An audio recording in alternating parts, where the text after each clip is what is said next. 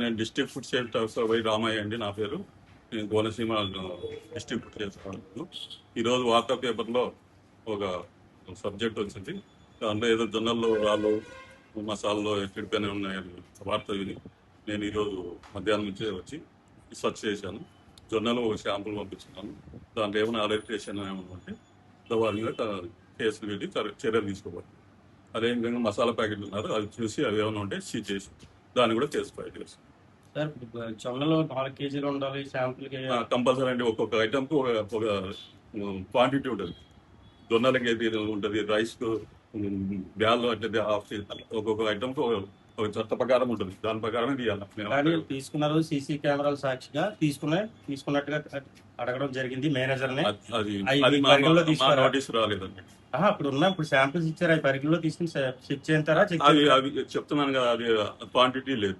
Quantity అంటే మేము ఎంత ఉంటే డబ్బులు అంతే కొనుక్కుంటాం కదా సార్.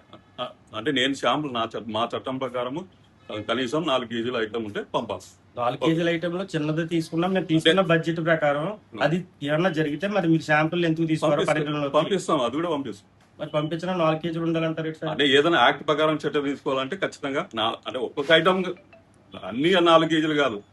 మాకు ఒక టేబుల్ ఉంటుంది. ఆ టేబుల్ ప్రకారం ఏ ఐటమ్ ఎంత తీయాలనేది ఉంటుంది. దాని ప్రకారమే శాంపుల్ ఉంటుంది. లేదంటే ల్యాబ్ నుంచి బ్యాగ్ కొడతాం. ఎన్ని రోజులు వస్తుందండి? దాదాపు 21 days. ఈ రోజు తనిఖీ చేశారు కదా అక్కడ